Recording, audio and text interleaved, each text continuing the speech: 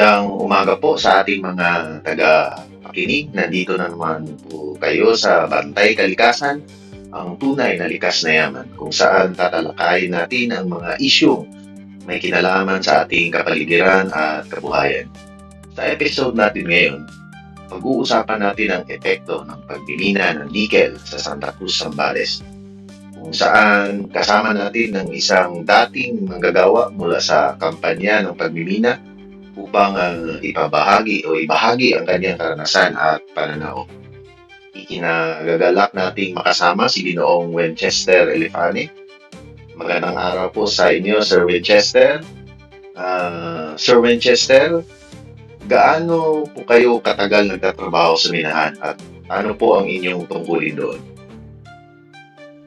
Hello po. Isang taon, noong March 5, 2021 to March 10, 2022 po. Okay, salamat po. Sa inyong karanasan, paano po nakaapekto ang pagmimina sa inyong pamumuhay at sa kabuhayan ng inyong pamilya? Malaking tulong naman yung kumpanya sa akin. Dahil nga, bigyan ako ng trabaho, nakapagbigay ako doon sa bahay. Pati na rin sa ibang residente ng Santa Cruz at Candelaria. Marami silang nabigyan ng trabaho. Mahirap maghanap ng trabaho dito sa Zambales. Talaga. Yung trend ba ngayon, punta ka ng syudad para lang makahanap ng trabaho sa kapital, yan, o sa Olongapo para lang makakuha ka ng matino kumbaga na trabaho. So ngayon naman po, pag-usapan natin ang kalikasan.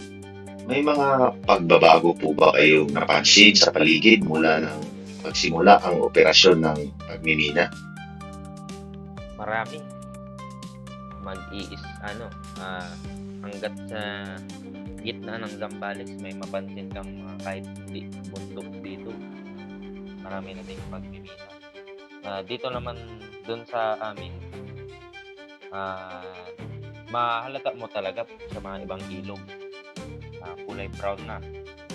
May putik na yung ilog. Bago yun.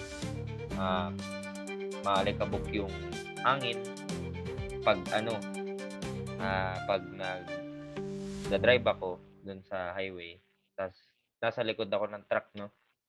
Tapos po, malata mo talaga yung alikabok. Yung kalsada, may putik na din, kaya pwedeng maging pagsimula ng aksidente. Pag sa panahong tuyo, yan, malikabok po. Tapos pag panahong basa, yan, maputik po ang daan. Okay. Matindi pala yung sitwasyon ganyan sa Zambales dahil sa minahan. So, Opo. ano naman po ang ginagawa ng kampanya upang matiyak na napoprotektahan pa rin ang kalikasan? Yung ginawa nung kumpanya ko ay nagsagawa sila ng programa ba para magtanim ulit ng ng puno para dun sa mga natanggal. May mga truck din nagbabasa sa daan para maiwasan o malinisan yung alikabok or yung sa putik sa daan. Pero sa tingin ko kulang pa rin eh. Kasi kulay brown talaga yung kalsada kahit ilang truck pa yung dumaan. Tapos pa po sa Santa Cruz hanggang sa iba pang mga bayan, makita mo talaga yung pagkakulay brown ng kalsada. So sa inyong pananaw, paano po natin mapanatiling balanse ang pagmimina at ang pangangalaga sa kalikasan? Para sa akin po ay dapat 'pag mga kumpanya sa mina, sundin nila yung batas. Huwag na sila ano pa, greedy. Ah, sundan nila yung batas tungkol sa responsable na pagmimina. Alam ko naman na mayaman ang Pilipinas at sayang din kung hindi gamitin ang mga available resources dito. Pero sana 'pag kumukuha po, dapat nagbabalik din kahit ano sa kapaligiran, gano'n. Lalo na sa pagkontrol din ng ng mga alikabok na putik o yung mga indirect, sabihin natin na nagmimina sila tapos may mga gumugulong na mga lupa-lupa na mga bato, tas meron palang mga lokal doon naninirahan. Kahit isang pamilya lang po yun, may apektado pa rin. Kaya sana sustainability ba po? Okay.